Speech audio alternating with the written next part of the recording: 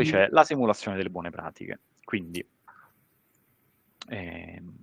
buone pratiche diciamo, hanno un concetto che diciamo, è proprio quello che si intende, cioè una pratica di tipo diciamo, tecnologico o politica comunale che può in qualche modo fungere da esempio per un comune che diciamo, si sta approcciando oggi e produrre un risultato energetico emissivo, come può essere un risparmio o un'emissione evitata, interessante. Quindi questo è uno strumento che consente una simulazione di due tipi di buone pratiche al fine di stimare quello che può essere un intervento vero e proprio.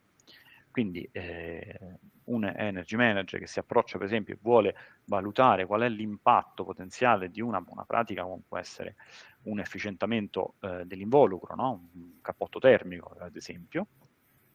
Se io vado qui, ho navigato, come ho detto, ho navigato upgrade tecnologici, edifici, efficientamento involucro, e poi vado a selezionare quella che mi interessa, cioè l'isolamento dell'involucro edilizio, pareti, coperture, eccetera. Quindi cliccando su Visualizza Simula mi si apre questa finestra pop-up dove ho una serie di informazioni, questo in tutte le buone pratiche chiaramente, una serie di informazioni relative alla descrizione dell'intervento, all'upgrade tecnologico e eventuali politiche da associare, politiche comunali, suggerimenti applicativi, se ci sono riferimenti di legge utili che possono essere navigati e poi una parte relativa a una simulazione come appena accennato. Quindi io potrei chiedere magari di fare una simulazione per il caso residenziale e se volessi mettere per esempio dati abitativi e le pareti che vado, qui ho l'elenco delle pareti tipiche che possono essere efficientate, no? Se io cambio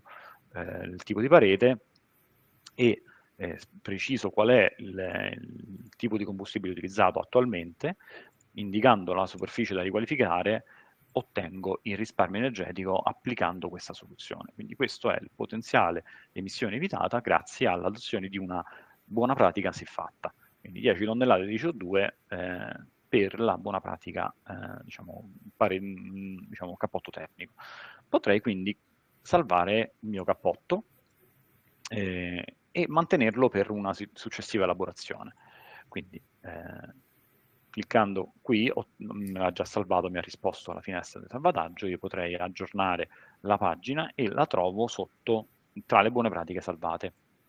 Questo per successive elaborazioni, perché potrei aprire la buona pratica, quindi con il tasto a sinistra all'occhio verde, diciamo, ho la visualizzazione della mia simulazione, non la posso modificare chiaramente perché l'ho salvata così, potrei convertirla in un'azione, quindi vediamo dopo diciamo, quando si tratta delle azioni. Scusami Fabio, ti interrompo Sì. un attimo perché chiedono se si riesce ad aumentare la visualizzazione dello schermo. Ecco, Sì. esatto. E Scusate, non ho chiedevano pensato. anche la superficie di riferimento della parte precedente che hai messo, per che cosa si intende. Io ho visto questa superficie in metri Questa quadri. superficie è la superficie diciamo, rivestita con il cappotto, chiaramente, non è la superficie calpestabile, per esempio, dell'immobile, come può essere l'appartamento, la mia superficie abitabile, ecco.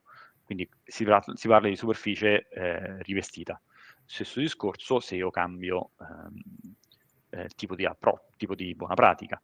Quindi potrei mettere un altro, per esempio, gli infissi, e qui ho la superficie in questo caso utile, sì, superficie utile. Poi potrei vedere altre buone pratiche, come possono essere i trasporti, o trasporti ne abbiamo diverse, quindi c'è dal rinnovo del vetture del parco auto, quindi ipotizzando di cambiare un tot numero di auto di un certo numero di un segmento, quindi ho 100 auto e le nuove auto magari sono ibride plug-in, per dire, se avvio la simulazione ottengo il risparmio potenziale del numero di auto. Scusatemi, dovuto a questa sostituzione. Ho magari un certo numero di di chilometri auto risparmiati su strada e così via.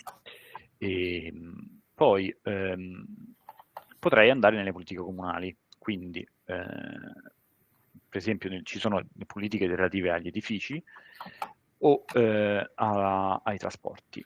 Una cosa che si può notare è che alcune buone pratiche hanno un simbolo diverso, quindi queste buone pratiche sono relative a una simulazione, scusatemi, a una informativa come un documento testuale, o nell'altro caso è una simulazione vera e propria.